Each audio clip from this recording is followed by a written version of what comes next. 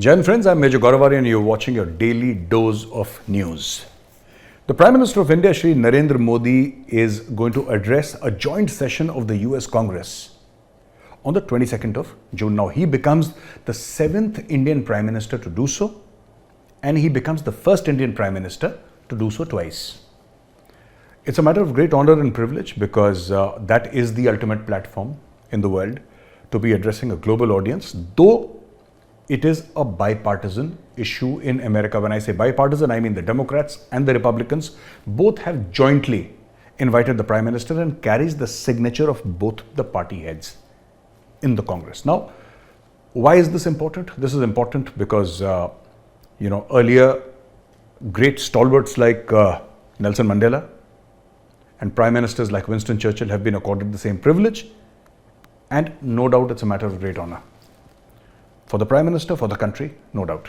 However, there are a few things that we must watch out for. This wooing of India by the United States of America needs to be understood in depth. America is known for taking an anti-India stance, and America is known for stabbing its allies in the back.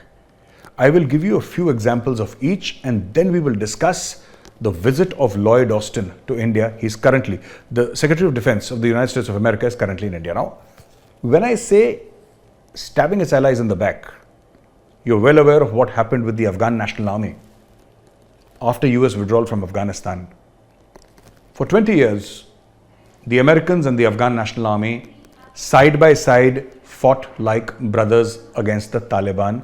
They carried out operations against Al-Qaeda and the Islamic State and other terror units which were functioning inside Afghanistan. Now, they did that, and there was a whole lot of support from the Americans. The Americans gave them money, they gave them weapons, they gave them training, they gave them sustenance in terms of food, shelter, electricity, fuel, every single thing which completes an ecosystem of an army. Now, what happened was that the Afghan National Army, though they had heard about it, they were not privy to the Doha Agreement. The Doha Agreement was midwifed by a gentleman called Zalmay Khalilzad, originally an Afghan but an American citizen who rose to the highest diplomatic levels in America. He was the one who designed the Doha Agreement. The Americans sat with the Taliban, and one fine morning, the Americans said bye-bye to Afghanistan. The Americans did not consider the results, the repercussions of their abandoning Afghanistan in the middle. Of course, there would have been a time when the Americans would have to leave Afghanistan. After all, you have to go back to your own country. You can't be there forever and ever. But the Americans did not understand the repercussions. And media reports tell us that the Afghan National Army was butchered in their hundreds. This is what the Afghan Taliban did to the Afghan National Army. That is one example. The second example of the Americans, betraying their friends is, or the West betraying their friends for that matter, is what happened in Ukraine. When Russia invaded Ukraine, and this was last year in the month of February,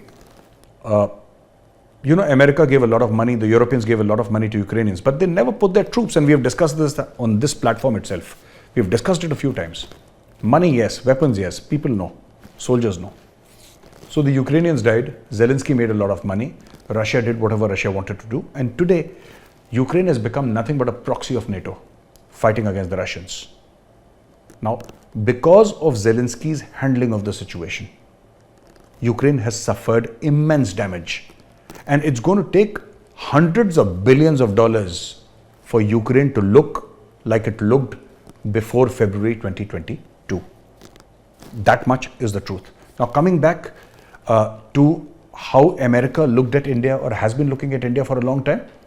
I don't know if you remember, but in 1971, when we were having that war with Pakistan, Pakistan, East Pakistan, it was America that sent the 7th Fleet because the Pakistanis and the Americans and the Pakistanis are old allies, and the Pakistanis are coming under tremendous pressure. They didn't know what to do because the air route had been cut off by the Indians because of the war.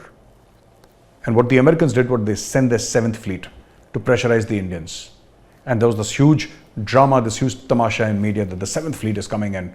when the 7th Fleet comes, and that will be the end of the war because the Americans are here. It is the Soviets who sent their submarines and thwarted the designs of the Americans. So while I'm all for the Prime Minister going there, and I wish him all the very best, matter of great honor for us, but again and again, I repeat one saying, an idiom, which I must. Beware of Greeks carrying gifts. Whenever the Americans give something, they take 100-fold in return. They take away everything from that country.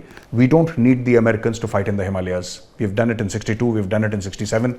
We are well capable of doing it in 2023, should push come to shove. Now, Lloyd Austin, the Defense Secretary of the United States of America, is in Delhi as we speak, as I'm recording this video. He is in Delhi, and Lloyd Austin, Lloyd Austin speaks about two democracies coming together, mutual challenges.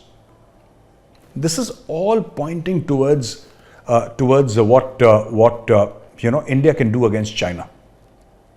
Whether it's transfer of technology, whether it's new partnerships, it's all China focused. And I think what the Prime Minister said about Atmanirbhar Bharat makes a lot of sense. Because if you take anything from the Americans, even if you pay money, the Americans will betray you at the last moment. This has been their track record. And I'm sure people in our establishment, people in the Ministry of External Affairs are clued up. They know what they're going to talk about to the Americans, and they're going to protect India's best interests. As I said, ladies and gentlemen, beware of Greeks carrying gifts.